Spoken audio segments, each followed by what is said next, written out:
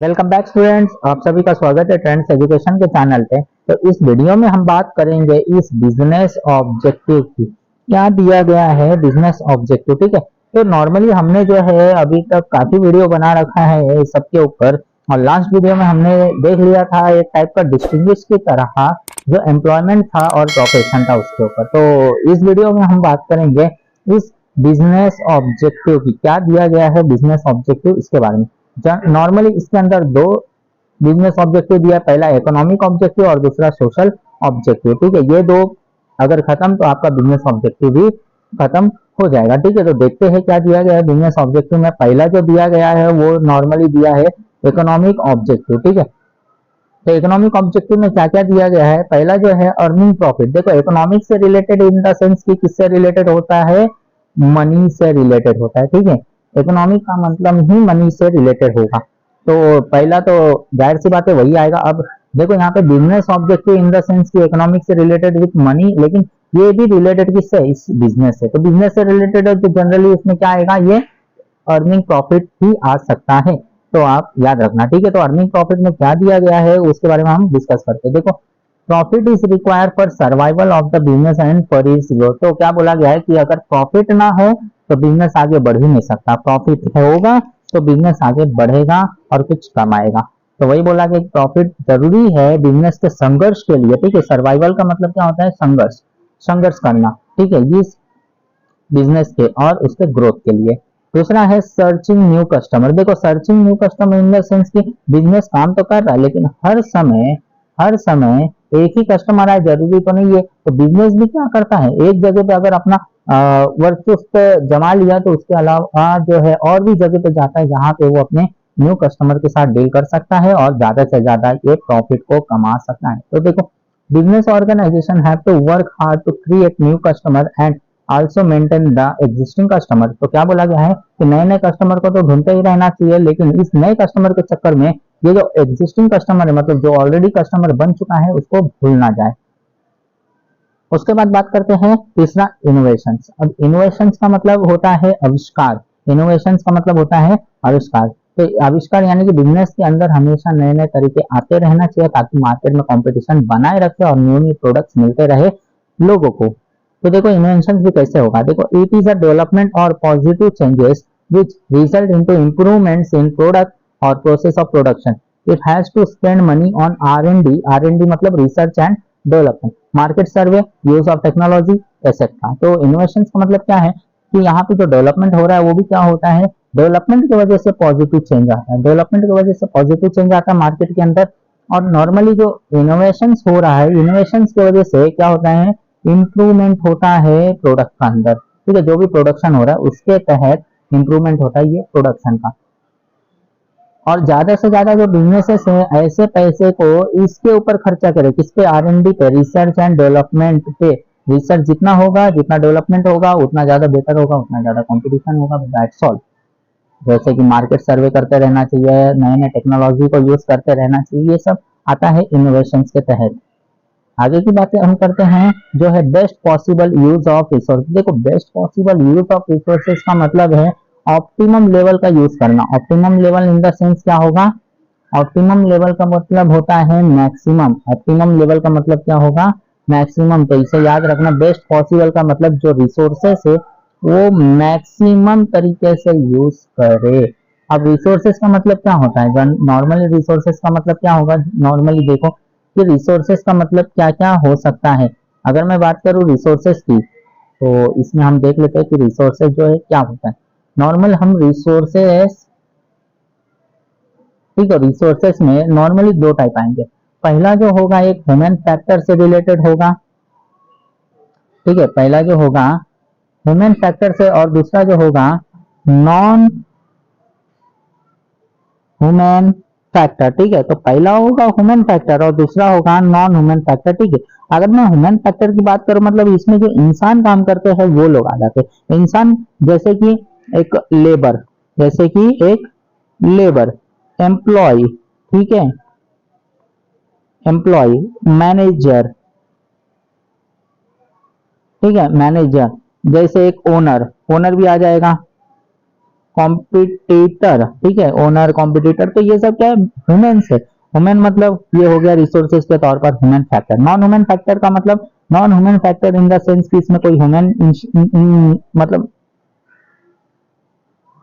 Non factor का, human factor का मतलब कि इसमें कोई ह्यूमन इन्वॉल्व नहीं होगा। मतलब इसमें जैसे मशीन्स होते हैं, है ना, फर्नीचर्स होंगे, ठीक है, तो फर्नीचर हो गया, मशीन्स हो गया, कंप्यूटर हो गया, लैपटॉप हो गया, तो ये सब क्या है, नॉन ह्यूमन फैक्टर नहीं है, लेकिन इनके बिना काम नहीं चलेगा। तो ये सब दिया गया है। तो आप लोग समझना कि रिसोर्सेस का मतलब जो बिजनेस में यूज किया जा रहा है, अब जो भी संसाधन बिजनेस में यूज किया जाएगा उन सबको हम क्या कहेंगे, रिसोर्सेस कहेंगे। अब रिसोर्सेस या तो ह्यूमन फैक्टर के कैटेगरी में होगा या नॉन ह्यूमन फैक्टर के कैटेगरी में होगा, दो कैटेगरी में आ सकता है। अब देखो आगे की बात करते हैं कि resources are scarce and having alternative use. तो इसको रिसोर्सेस क्या होता है, हमेशा स्केयर होता है, कमी होता है, और उसका कुछ ना कुछ अल्टरनेटिव यूज भी किया जा सकता है, मतलब उस रिसोर्सेज का। देखो they should be use to maximum and should not be wasted. तो उसको जो अच्छी तरीके से यूज किया जा सके, अच्छे तरीके से यूज करें और उसको वेस्ट कम से कम किया जाए। Optimum use of resources ultimate lead to increase profit. तो क्या बोला गया, अगर ज्यादा अच्छे से अगर किया जाए, ऑप्टिमम का मतलब होता है मैक्सिमम, ठीक है, ऑप्टिमम का मतलब मैक्सिमम, याद रखना, ऑप्टिमम का मतलब मैक्सिमम। तो अगर मैक्सिमम तरीके से गुड्स को यूज किया जाए तो उसका जो प्रॉफिट होता है वो भी इंक्रीज हो जाएगा ऑटोमेटिकली, ठीक है। आगे की बात हम करते हैं, आगे दिया है social objective. Social objective in the sense की समाज से रिलेटेड ऑब्जेक्टिव होगा, यानी कि बिजनेस को समाज की तरफ किस तरह ध्यान देना चाहिए। तो पहला उसमें दिया गया है, क्या दिया है, पहला है सप्लाइंग क्वालिटी प्रोडक्ट, यानी सप्लाइंग क्वालिटी प्रोडक्ट मतलब किससे रिलेटेड है, इस सोशल से रिलेटेड है। ये सोशल से रिलेटेड है मतलब वो जो सोसाइटी के लोग हैं जितने भी है, नॉर्मली कस्टमर्स वगैरह, ये लोग जो बिजनेस जो इनको अगर कोई प्रोडक्ट देता है तो वो कैसा होना चाहिए, क्वालिटी प्रोडक्ट होना चाहिए, ऐसा नहीं कि कुछ भी उठाया और दे दिया, ठीक है। तो क्या बोलता है, every business has to follow quality product to his customer.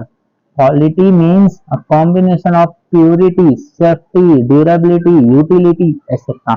देखो क्या बोला गया है, बहुत अच्छे से समझा है कि क्वालिटी प्रोडक्ट देना चाहिए कस्टमर्स को, और क्वालिटी का मतलब प्योरिटी होना चाहिए, सेफ्टी होना चाहिए, कोई हार्मफुल सब्सटेंसेस नहीं होना चाहिए, ड्यूरेबिलिटी होना चाहिए मतलब लंबे समय तक वो प्रोडक्ट टिका रहे, यूटिलिटी होना चाहिए मतलब कस्टमर यूज करे तो उसको आनंद आए, मतलब मजा आ जाए, ठीक है, वैसा utility use to satisfaction.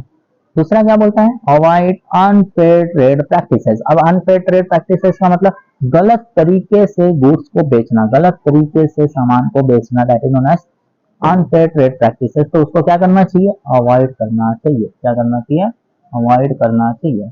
Unfair trade practices like black marketing, misleading advertising, wrong measurement, etc. should be avoided. It's important for survival and growth of a business. तो देखो क्या बोला गया है कि unfair trade practices को जो अवॉइड करना चाहिए, जैसे कि ब्लैक मार्केटिंग। ब्लैक मार्केटिंग मतलब बोलते हैं ना, एक का दो, जो चीजें नहीं मिलती है तो उसको ब्लैक में बेचा जाता है ज्यादा पैसा लगा के, इसको बोलते हैं black marketing. Misleading advertising, misleading मतलब कि जो खासियत प्रोडक्ट में नहीं है वो भी खासियत जो है एडवर्टाइजिंग में बताया जा रहा है, तो उसको बोलते हैं मिसलीड करना, यानी गलत सलत दिखाना और उस हिसाब से गुड्स को बेचना जो कि खासियत है ही नहीं।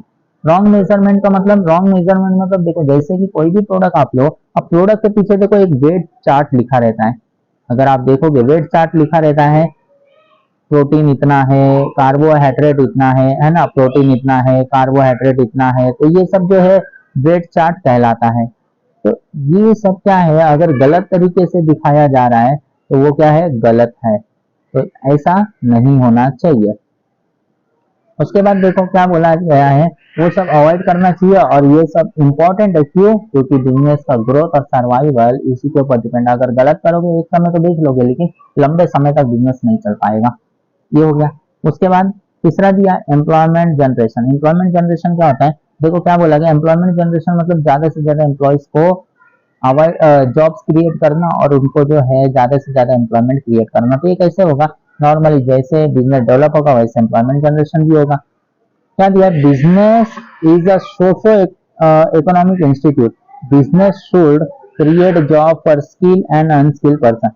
It should provide employment opportunity to economically backward and डिवांग पर्सन। तो क्या बोला गया है कि बिजनेस क्या है, सोशो इकोनॉमिक है। सोशो इकोनॉमिक का मतलब related with social, related with social. तो ये सोशो इकोनॉमिक है बिजनेस, उसी को सेल करता है, उसी से पैसा कमाता है। और बिजनेस को नंबर ऑफ जॉब्स क्रिएट करने चाहिए, किसके लिए, स्किल पर्सन के लिए भी और अनस्किल पर्सन के लिए। स्किल पर्सन मतलब पढ़े लिखे, अनस्किल मतलब जिनके पास एजुकेशन नहीं है। और साथ ही साथ क्या बोला गया, एम्प्लॉयमेंट अपॉर्चुनिटी को बढ़ावा देना चाहिए और इनके लिए भी देना चाहिए जो इकोनॉमिकली बैकवर्ड है। इकोनॉमिकली बैकवर्ड मतलब कि बहुत ज्यादा गरीब है, या दिव्यांग पर्सन। दिव्यांग पर्सन मतलब जो सही से चल नहीं सकते, घूम नहीं सकते, वो लोग, वैसे पर्सन को भी बढ़ावा देना चाहिए।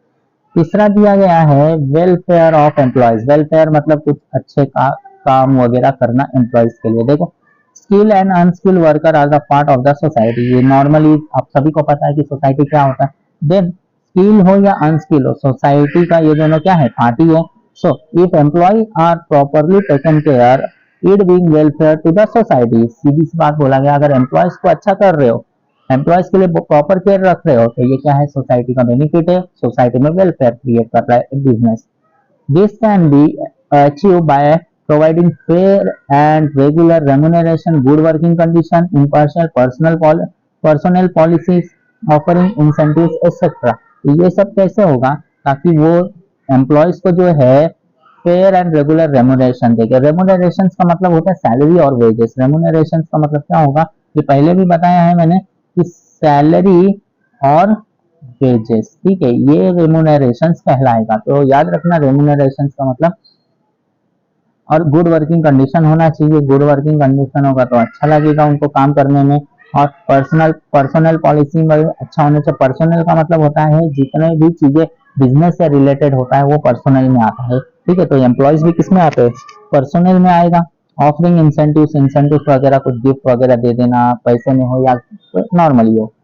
आगे की बात करते हैं हम, help to solve social problem. Social problem मतलब अगर सोशल में कोई प्रॉब्लम चल रहा है तो उसको सॉल्व करना चाहिए बिजनेस है। जैसे अभी देखो, कोरोना का समय आया था, तो कोरोना का जो समय था उसके अंदर नॉर्मल गवर्नमेंट ने तो किया, साथ ही साथ बिजनेस ने भी किया, नॉर्मल पीपल्स ने भी किया। तो बिजनेस को भी क्या करना चाहिए, ऐसे सोशल प्रॉब्लम, जो प्रॉब्लम चल रहे सोशल में, उसको भी सॉल्व करना चाहिए। देखो, due to rapid industrialisation many social problems arising like traffic jam, growth of slums, air and water pollution. Business should be aware of this and should try to reduce them. तो क्या बोला गया, business के बढ़ने की वजह से बहुत सारे प्रॉब्लम सोशल में दिखाई दिए, जैसे ट्रैफिक जाम होना, ग्रोथ होना, स्लम्स का, स्लम में होता है झोपड़पट्टी, स्लम्स का मतलब उसका ग्रोथ हो रहा है, एयर एंड वाटर पॉल्यूशन भी क्रिएट हो रहा है ना।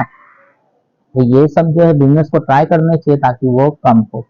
लास्ट देखता है हमारे पास contribution to the welfare of the society. अब सोसाइटी के वेलफेयर के लिए कंट्रीब्यूट करना ताकि लोग भी आगे बढ़ सके और कंट्री भी डेवलप हो सके। जैसे एक तरीके का वेलफेयर मतलब देखो यहाँ पे जो दिया गया है, scholarship for higher education, scholarship देना, ठीक है। तो ये क्या वेलफेयर है, वन टाइप ऑफ, आपको ज्यादा कुछ नहीं है। देखो, business should take care of general welfare of the society, for that they should give donations for good causes, offering social मतलब offering scholarship for higher education etcetera. तो ये सब है, तो इम्पोर्टेंट है ये, आप लोग याद रखिएगा। तो इस वीडियो में बस इतना ही। अब हम आपसे मिलेंगे नेक्स्ट वीडियो में, नेक्स्ट लेक्चर के साथ, इसके साथ role of profit in business, ठीक है। तो इस वीडियो में बस इतना ही। अगर आपको कोई डाउट होगा, हमारे टेलीग्राम ग्रुप को भी ज्वाइन कर सकते हो, वहां पे सारे डाउट्स आपके क्लियर हो जाएंगे। तो अब हम मिलेंगे नेक्स्ट वीडियो में, तब तक के लिए टेक केयर एंड धन्यवाद।